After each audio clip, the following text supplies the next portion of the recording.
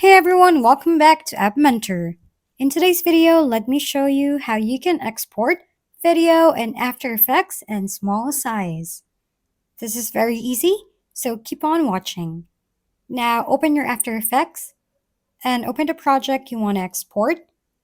Over here, open Composition, then click Add to Adobe Media Encoder Queue. After that, you will see this page. Then over here, let's select H.264.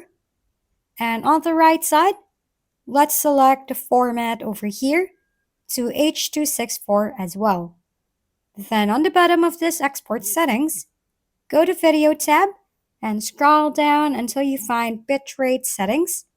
On bitrate encoding, select CBR.